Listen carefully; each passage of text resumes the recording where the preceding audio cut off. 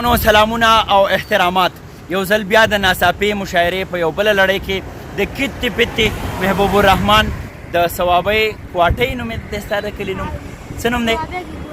ګواټي کلی د صوابۍ د خوږې خاورې زه اکثر دا وایم چې صوابۍ خو د ملنګۍ کلی دی د پښتون قام د مبارزانو کلی دی په پېښور کې دا مهال موږ ولاړو دا لویه پلنه سینه د سړک ښکاري کته د ګاډي روان دی ژوند روان دی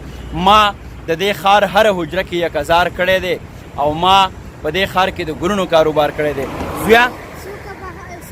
مالګه د خپل ښار ته دعاګانې کوي زما ثوابه د ګواډي سره آباد کړی واه واه واه واه واه د خپلې ثوابه هم خبره وکړه نو زویا په دې سیلفي برج باندې ولاړو یو ښکلی مازدیګری دی ګوره زه دې خلکو ته لږ دا وموښیم که نه قدرمنو دا تاسو کتی شئ ماحول هم را جوړ دی مازدیګری هم دی او پورې چې کوم دی نو د شفق رنګونه هم ښکاري نور رو رو خپلې هغه سرې پلوشې پرېښې دي محبوب بچوړی دی را سره د شعر او د ادب لګیا دی نوې طب ازمایي کوي راغلی دی شعرونه وایي محبوب جانه څه به را سره شریکې ګلابه غزل به در سره شریکم د غزل نه مخکې یو شعر دی ارشاد نن مې بیا ټولو ارمانونو سره لمبه کړې ده یار د رقیب سره زما د مر کیسه کړې ده واه واه جانان دې سترګې توروي شونډې دې هم سرې کوي جانان دې سترګې توروي شونډې دې هم سرې کوي ما محبوب جانې د لیدلو نه توبه کړې ده واه واه واه واه واه واه ډېر ښه مننه چې غزل در سره شریکومه وي ارشاد پښتو کې مې د کار سړی پیدا کړه چې د کام وي غمخوار سړی پیدا کړه آها چې ټولو کاروانانو ته په سر وي د فولاد غوندې سالار سړی پیدا کړه واه واه واه واه واه وایه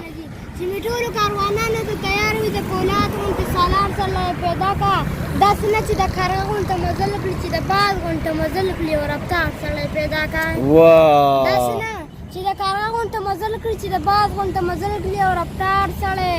پیدا کړه چې د کونډو یتیمانو مې تپوس کړي واه واه کونډو یتیمانو مې تپوس کړي کونډو یتیمانو مې تپوس کړي چې مې سچ ایماندار سړی پیدا کړه واه چې دا ټوله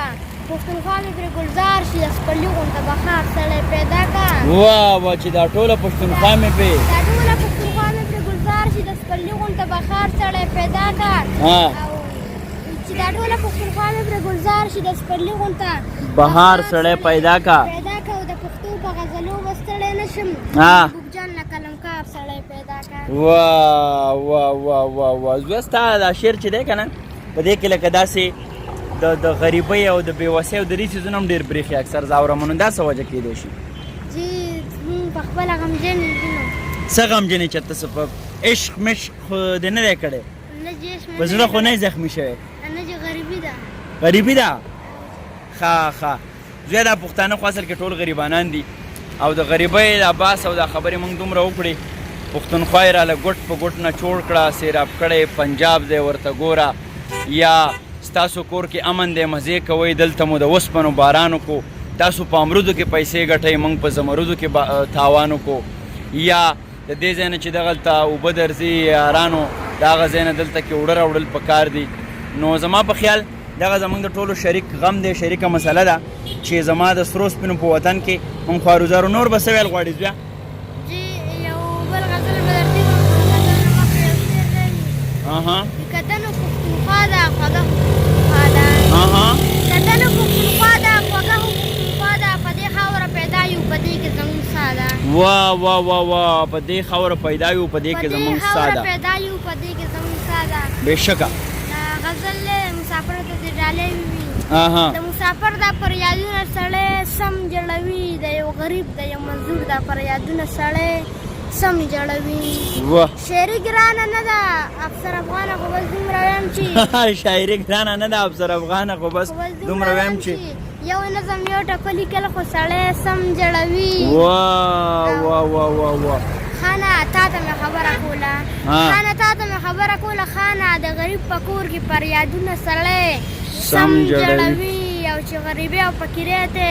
سر تړلی وي سم چې غریبي او فقیرۍ ته سر تړلی وي سم محبوبه ستا دا شاعري خو سړی سم جوړوي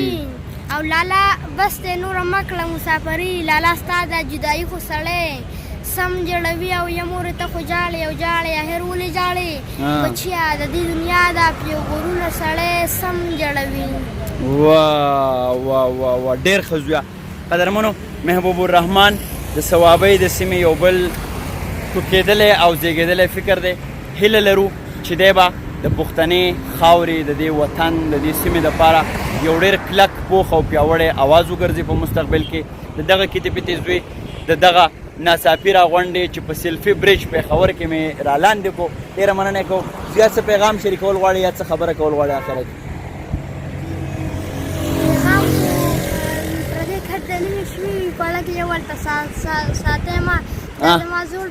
پیغام و. وا په زړه کې یو بل ته هېڅ هم مه ساتئ. ډېر ښه، ډېره لویه خبره یې وکړه چې د مینې کاروبار زده کوئ او په زړه کې یو بل ته هېڅ هم مه ساتئ. ناڅاپي مشاعره هم د دغه ښکلاګانو نه پای ته رسي. شاته را ماحول داسې دی لکه په واشنګټن ډي سي کې چې ولاړ یم، خو ګورئ دا صرف ښکاري. خوشحاله اوسئ، آباد اوسئ.